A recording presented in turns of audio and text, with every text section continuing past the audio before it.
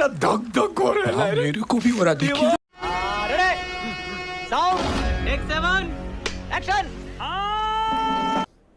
देखिए साहिल जी, सबसे पहले तो मैं योगी जी का निषेध करूंगा और योगी जी ने पहले माफी मांगनी चाहिए। हमारे महाराष्ट्र के छत्रपति शिवाजी महाराज का जो जिरेटोप है वो उन्होंने पहना, वो महाराष्ट्र के स्वाभिमान पर और महाराष्ट्र के संवेदना पर चोट पहुंचाई। आप अच्छी से समझते हो, बीजेपी ने और योगी जी ने उसके ऊपर पहले माफी मांगनी चाहिए। अब आता हूं, उस पर अलग से चर्चा हम करेंगे। अटल बिहारी वाजपेयी जी के सिर्फ 14 सांसद थे, 14 सांसद थे, हाँ खत्म हो गया, 14 सांसद थे और उन्होंने स्पेशल सेशन मांगा था, उनको सेशन दिया गया था। उन्होंने कहा था नेहरू जी पाप कर रहे हैं। कल नड्डा जी ने कहा था कि 2014 के पहले सरकार सरेंडर करती थी और 2016 के बाद हमने जब सरकार के सवाल पूछा तो कहते हैं सेना को सरेंडर कर रहे, तो सेना के पीछे खड़े रहकर वार करना जो है वो बीजेपी पहले छोड़ दे। सेना ने पराक्रम किया है, सेना ने घुटनों पर लाया है, सीज फायर आपने किया है। You are right bro. अभी रही बात, ना हमने सेना के ऊपर कभी उंगली उठाई, डीजीएम ने जो बात की हमारे सेना पे हमको भरोसा है। लेकिन जब ट्रंप बार बार कहता है कि मैंने व्यापार के साथ व्यापार की धमकी देकर मैंने ये सीज फायर करवाया है, 12वीं बार कहा, 11वीं बार, 11 बार नहीं, कल 12वीं बार हो गया, बार बार वो कह रहा है। और वो ये भी, उसको पुष्टि किसने दिया? जो हमारा टेस्टेड एंड ट्राइड फ्रेंड है, हमारा फ्रेंड रशिया, उन्होंने उसको जो है सपोर्ट किया कि हाँ हमने 75 मिनट की जो बातचीत हुई है पुतिन की और ट्रंप की, उसमें ये बात आई है कि सर ये किया है, सीज फायर करवाया है। फिर मुझे एक बात बताइए, कोई ट्रंप अहरा गहरा आदमी है या पुतिन के यहां से जो ऑफिशियल स्टेटमेंट आ रहा है वो क्या अहरे गहरे लोग हैं? वो तो आपके फ्रेंड है डोनाल्ड ट्रंप। फिर डोनाल्ड ट्रंप जो है वो अमेरिका के प्रेसिडेंट है और वो सीधा बार बार ये कह रहे हैं, तो सवाल ये उठ रहा है कि जवाब क्यों नहीं दिया जा रहा है भारत से? भारत के प्रधानमंत्री क्यों शांत है? भारत के प्रधानमंत्री क्यों नहीं कहते, किस बात का डर है? तुम्हें शर्म है? कुछ शर्म आया है? और हमें G7 में पहली बार नहीं बुलाया गया। यही कनाडा है 2010 में, जहां पर यह कहा गया था ओबामा की तरफ से कि when Manmohan Singh, doctor Singh speaks world lessons. उनकी इतनी अर्थशास्त्र की जानकारी है, इतना नॉलेज है उन्हें कि दुनिया सुनती है। यहीं पर आज हमारे प्रधानमंत्री को बुलाया नहीं गया। सवाल खड़ा है तो भारत वर्ष के लिए खड़ा है। कोई नरेंद्र मोदी कोई भारत नहीं है, वो देश के प्रधानमंत्री है। भारत के नाम अलग अलग नाम है, उसमें कोई नरेंद्र का नाम नहीं। सुनिए अभी आप सुनिए थोड़ा सा। अभी जो कनिमोळी जी ने जो कहा था, कनिमोळी जी ने यही कहा था कि जिस तरह से इस देश में धर्म के नाम पर राजनीति होती है, जिस तरह से टारगेट किया जाता है जाति को, धर्म को, भाषा को, उन्होंने कहा था कि हम एक होके आए हैं। निशिकांत दुबे को भी बेचारे को वहां जाकर कहना पड़ा, जो हमारे संविधान की जीत है और हमारे लोकतंत्र की जीत है, कि जो राजनीति, जिस तरह की गंदी राजनीति देश में करते, बाहर जाकर कहना पड़ा उनको कि ये बहुत अच्छी बात है। यही नहीं, अभी और सुनिए। मैटर करते हैं, फॉरेन सेक्रेटरी से मिले, फॉरेन मिनिस्टर से मिले, डेप्यूटी फॉरेन मिनिस्टर से मिले, जो मैटर करते हैं उनसे मिले। ये डेलीगेशन गया था सांसदों का, ये डिप्लोमेटिक डेलीगेशन था। उनके जो ओहदे के लोग थे उनसे वो मिल पाए, उनको अपनी बात रख पाए, देश तक बात पहुंचा पाए। ये बात कहने की उनकी कोशिश है। अतुल लोंढे पाटिल, देखिए मुझे मालूम है वो ताश से मिले हैं। ताश जो उनकी ऑफिशियल, जैसा हमारा पीटीआई है उस तरह से है उनकी ताश, उससे मिले हैं, मुझे पता है। ये डेलीगेशन ट्रैक 1 डेलीगेशन था, ये ट्रैक 2 डेलीगेशन नहीं था।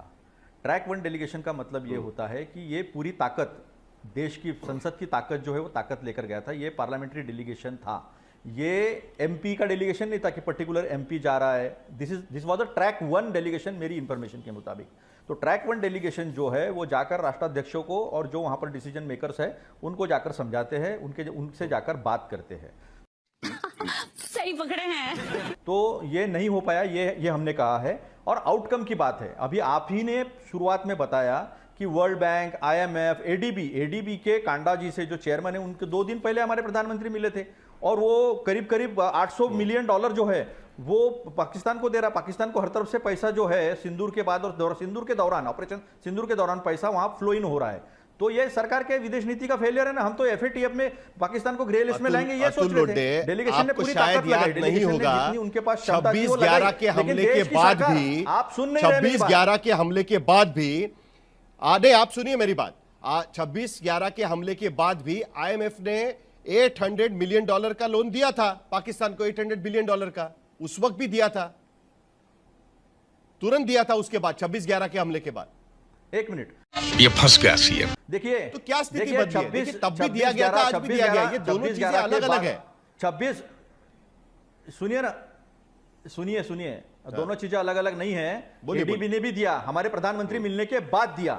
उसके बाद आईएमएफ में हम एफएटीएफ जो है वहां पर ग्रे लिस्ट में डालने के लिए हमने कोशिश की, वो ग्रे लिस्ट में डाला नहीं गया है। बार एक संस्था का नहीं है, तो पूरी इंटरनेशनल संस्थाएं जो दे रही है। जिस तुर्की ने पाकिस्तान को मदद की है, उस तुर्की के साथ $300 मिलियन का डिफेंस का डील जो है वो अमेरिका ने किया है। हमारे वक्त हमने 9 जो आतंकी थे उनको मार गिराया था, एक को कानून के सामने खड़ा कर दुनिया के सामने हमने उनको नंगा किया था पाकिस्तान को। और ओबामा ने कहा लोन के बारे में Pakistan should stop terrorism. Atul Londhe Patil, आपने लोन का एग्जांपल दिया, मैंने आपको लोन के बारे में पूछा। नहीं, मैं आपको लोन के बारे में पूछा। देखिए अशोक मित्तल जी मेरे साथ में। अशोक मित्तल जी देखिए कांग्रेस पार्टी, आप कुछ भी बोलो ये नहीं सुनने वाला। आप पूरी डिबेट सुन रहे हैं। उस दिन भी हम दरअसल इसी बात को लेकर बातचीत करने वाले थे। कुल मिलाकर बार बार ये सरेंडर की राजनीति की बात क्यों की जा रही है? क्या आपको लगता है कि कांग्रेस के पास कुछ और प्लान था इस स्थिति में कि जो बार बार सरेंडर की बात निकाल रहे हैं? अगर कांग्रेस की सरकार होती 26/11 के समय पे, यहां पर तो एयर चीफ मार्शल का इंटरव्यू है उस वक्त का कि हम तो तैयार थे लेकिन सरकार ने हमको गो अहेड नहीं दिया। ऐसे कई सारे वाकये उस पर निकल सकते हैं। तो क्या कांग्रेस पार्टी की सरकार होती तो कुछ और होता, जैसे कि वो युद्ध कर लेते, जीत जाते, या एलो? आशुतोष जी देखिए साहिल, तीन बड़े मसले हैं इसमें। सबसे बड़ी बात तो ये है कि आखिर डोनाल्ड ट्रंप किसी टुम्बकटू के राष्ट्रपति नहीं है या किसी होनोलुलु के राष्ट्रपति नहीं है। वो अमेरिका के राष्ट्रपति हैं, दुनिया के बहुत ही पावरफुल कंट्री के राष्ट्रपति हैं। और वो एक बार नहीं, कम से कम 12 बार भारत का अपमान कर चुके हैं।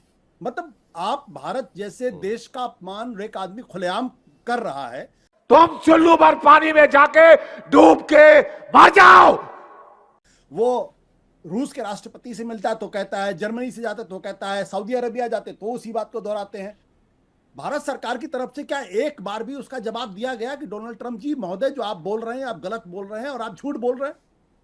और वो भी ये बात हम इसलिए एक्सेप्ट कर सकते हैं, मानना चाहिए हमें, क्योंकि जब मोदी जी खुद ट्रंप को अपना व्यक्तिगत दोस्त बताते हैं, अगर वो आपके व्यक्तिगत पर्सनल फ्रेंड हैं तो नरेंद्र मोदी जी को फोन उठा के डोनाल्ड ट्रंप को कहना चाहिए कि आप कृपया इस तरीके से भारत को अपमानित करने का काम न करें। अगर आप करेंगे तो फिर भारत का एक स्वाभिमान है और वो उसका रिएक्ट करेगा। You are right bro. चूंकि वो लगातार अपमानित कर रहे हैं, इसलिए ये गलत संदेह पूरे हिंदुस्तान के अंदर नहीं पूरी दुनिया में जा रहा है। और उससे खुद नरेंद्र मोदी जी की अपनी व्यक्तिगत छवि एक विश्व नेता की, उसको नुकसान हो रहा है। और ये संदेश जा रहा है कि कहीं ना कहीं वो दबाव में है या उन्होंने सरेंडर किया है।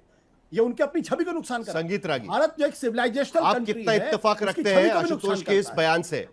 उसके बाद मुझे दीपक वोरा जी के पास जाना है। बोलिए साहिल, मुझे बड़ा अच्छा लगा कि कम से कम हमारे साथी संगीत रागी ने इस बात को मान लिया कि भारत अभी भी मनमोहन सिंह का ही देश है, जो 2014 के बाद से बार बार ये कहा जा रहा था। अब मैंने आपके बीच में नहीं बोला, देखिए गलत बात मैंने आपके बीच में। भारत 2014 के बाद से लगातार ये दावा करता रहा है कि अब ये नया भारत है, अब ये नया न्यू इंडिया है। और न्यू इंडिया और संगीत की गलत बात, संगीत देखिए, संगीत रागी जी आपकी बात शांति से सुनी गई थी, ऐसा मत करिए।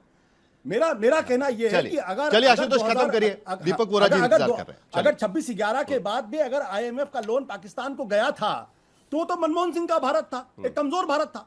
2014 के बाद से तो बार बार ये प्रोपोगेट किया गया, दुनिया को बताया गया कि भारत अब दुनिया की फास्टेस्ट ग्रोइंग इकोनॉमी है, हम विश्वगुरु बन चुके हैं, हम ये नया भारत है। और अब नया भारत किसी की सुनता नहीं है, सर्जिकल स्ट्राइक करता है।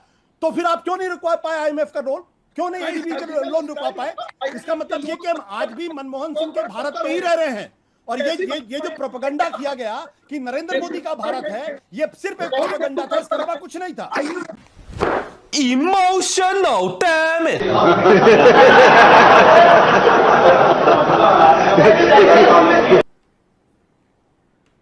नहीं, ठीक है।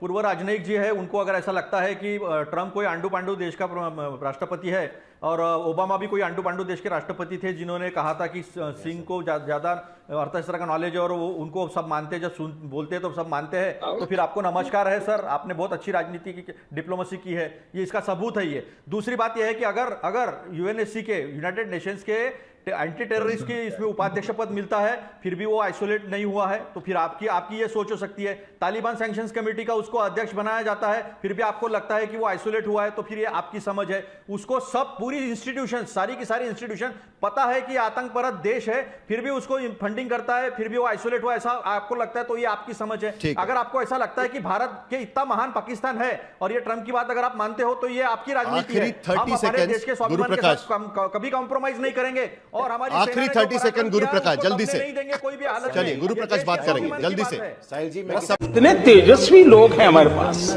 कितने शानदार विचार रखते हैं जी। खत्म,